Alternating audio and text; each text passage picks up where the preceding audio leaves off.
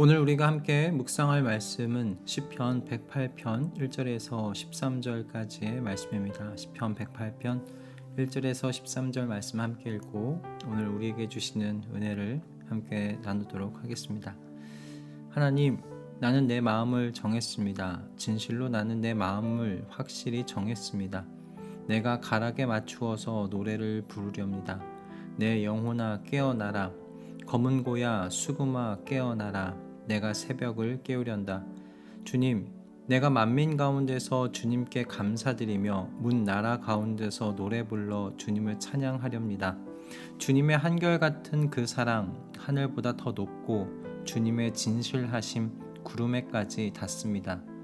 하나님, 주님, 하늘보다 더 높이 높임을 받으시고 주님의 영광 온 땅 위에 떨치십시오. 주님의 오른손을 내미셔서 주님께서 사랑하시는 사람을 구원하여 주십시오. 나에게 응답하여 주십시오. 하나님께서 그 성소에서 이렇게 말씀하셨습니다. 내가 크게 기뻐하련다. 내가 세겜을 나누고 숫꽃 골짜기를 측량하련다. 길르앗도 나의 것이요 므낫세도 나의 것이다. 에브라임은 나의 머리에 쓰는 투구요 유다는 나의 통치 지팡이이다.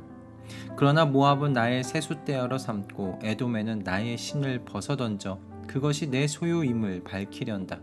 블레셋을 격파하고 승전가를 부르련다. 누가 나를 견고한 성으로 데리고 가며 누가 나를 에돔에까지 인도합니까? 아 하나님, 우리를 정말로 내버리신 것입니까?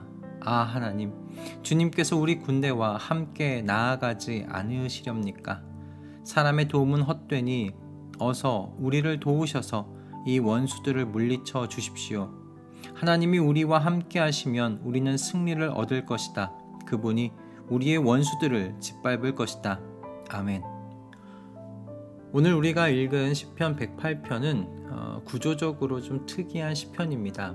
시편 108편의 1절에서 5절은 시편 57편 7절에서 11절을 그리고 6절에서 13절은 시편 60편의 5절에서 12절의 말씀을 그대로 갖다 붙여 놨기 때문입니다. 비교해 보면 여러분 똑같이 붙여 넣었다는 것을 확인하실 수 있습니다. 시편 57편의 표제를 보면 그 시편은 다윗이 사울을 피해 다니던 때를 배경으로 쓴 것으로 되어 있고요. 시편 60편은 전쟁에서 승리한 다윗의 승전 이야기와 연관되어 있다고 기록되어 있습니다. 서로 완전히 다른 배경으로 보이는데 왜 시인은 이렇게 각기 다른 시편의 부분을 편집해서 108편이라는 이 시편을 지은 것일까요? 하나님께서는 하나님의 백성들에게 이 시편을 통해서 무엇을 가르치시려고 말씀하시려고 하시는 것일까요? 이 질문에 대한 답을 좀 묵상해보기 위해서 시편 57편과 시편 60편의 내용을 잠시 좀 떠올려 볼 필요가 있겠다 생각했습니다. 시편 57편은 다윗이 사울에게 쫓겨 죽음을 목전에 두고 있는 상황 속에서도 하나님의 구원하심에 대하여 신뢰와 확신을 표현한 것, 노래한 것, 그 말씀이 7절에서 11절 말씀이죠. 시인의 상황은 달라지지 않았지만 시인은 믿음의 결단을 내립니다. 마음을 정했다고 말합니다. 주님의 한결같은 사랑과 그 진실하심을 붙잡겠다고 말하는 시인, 그것이 시편 57편의 7절에서 11절에 기록되어 있는 시인의 마음입니다. 그래서 이 믿음으로 상황은 바뀌지 않았지만 하나님을 찬양하는 시인의 모습이 그려져 있고요. 시편 108편의 초반 1절에서 5절은 그래서 이 시편 57편의 말씀을 시인이 인용하여서 그 어떤 상황에서도 하나님을 신뢰하리라는 결단과 결심으로 하나님과의 관계를 매일 새롭게 하라고 우리에게 권면하고 있다고 우리가 묵상할 수 있겠습니다. 그렇게 하나님을 어떤 상황에서도 신뢰하겠다고 믿음의 결단과 결심을 내린 사람은 오직 하나님만 의지함으로 하나님의 동행하심을 갈구할 겁니다. 그리고 하나님께서 이처럼 하나님만 의지하려는 자와 동행하여 주시며 승리를 누리도록 해주신다고 시인은 시편 60편의 말씀을 인용하면서 시편 108편 6절부터 13절에서 지금 노래하고 있습니다. 시인이 인용하고 있는 시편 60편 5에서 12절의 말씀은 과거의 실패를 돌아보며 회개함으로 하나님만 의지하며 하나님의 동행을 간구하는 자에게 주시는 하나님의 승리를 기대하는 내용으로 이렇게 기록되어 있어요. 즉 시인은 과거의 실패를 돌아보며 회개하는 내용을 시편 57편의 하나님의 구원에 대한 신뢰와 확신에 대한 말씀으로 바꾸어 놓은 것이라고 여러분 생각하시면 되겠습니다. 그러므로 시인이 말하고자 하는 바는 하나님의 동행하심은 아무에게나 임하는 값싼 것이 아니라는 것입니다. 하나님의 동행하심은 하나님의 한결같은 사랑과 진실을 신뢰하기로 결단하여 오직 하나님만을 의지하겠다고 결심한 사람에게 임하는 하나님의 특별한 은혜라는 것이죠. 그리고 하나님의 백성은 오직 하나님께서 이렇게 동행해 주실 때, 함께 해 주실 때 그때 비로소 승리할 수 있다고 시인은 이 시편 108편을 통해서 성도들에게 가르치고 있는 겁니다. 간혹 우리는 하나님께 모든 것을 다 맡겨버리는 경향이 있는 것 같아요. 은혜와 자비가 풍성하신 하나님께서 우리 내면의 상태와는 상관없이 동행해 주실 것이라고, 모든 것을 협력해서 선을 이루어 주실 것이라고 생각하는 경향이 짙다는 말씀입니다. 그러나 하나님의 동행하심에는요, 조건이 따른다는 사실을 여러분 기억하셔야 합니다. 오늘 본문 6절을 보시면 하나님께서 구원하여 주시는 사람이 누구인지 분명히 기록되어 있습니다. 주님의 오른손을 내미셔서 주님께서 사랑하시는 사람을 구원하여 주십시오. 나에게 응답하여 주십시오. 이 절에서 하나님께서 구원하여 주시는 사람은요, 분명히 이렇게 이야기합니다. 주님께서 사랑하시는 사람이라고 말입니다. 모든 사람을 여러분 구원하여 주시는 것이 아닙니다. 그렇다면 주님께서 사랑하시는 사람은 과연 누구일까요? 앞절에서 시인이 이야기를 하고 있습니다. 하나님께 마음을 정한 사람입니다. 그래서 주님의 한결같은 사랑과 주님의 진실하심에 대하여 찬양하고 있는 사람입니다. 우리가 자주 암송하며 인용하는 로마서 8장 28절도 똑같은 말씀을 우리에게 가르치고 있습니다. 우리는 이 말씀에서 앞부분을 생략해버리고 모든 일이 서로 협력해서 선을 이룬다는 것을 우리는 안다라는 이 말씀만 기억하면서 자주 사용하는데요. 그러나 여러분, 이 말씀은 이렇게 시작하고 있어요. 하나님을 사랑하는 사람들, 곧 하나님의 뜻대로 부르심을 받은 사람들에게는 모든 일이 서로 협력해서 선을 이룬다는 것을 우리는 압니다. 이 말씀을 따르면 모든 일이 서로 협력하여 선을 이루는 사람들은 여러분 어떤 사람들입니까? 하나님을 사랑하는 사람들입니다. 하나님을 사랑하는 사람들에게요, 모든 일이 서로 협력해서 선을 이루게 하신다는 거예요.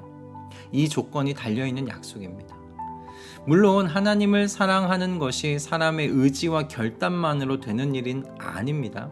설명할 수 없는 하나님의 은혜가 필요한 일입니다. 그래서 사도 바울도 하나님을 사랑하는 사람들이라고 말한 뒤에 설명을 덧붙였잖아요. 곧 하나님의 뜻대로 부르심을 받은 사람들이라고 말입니다.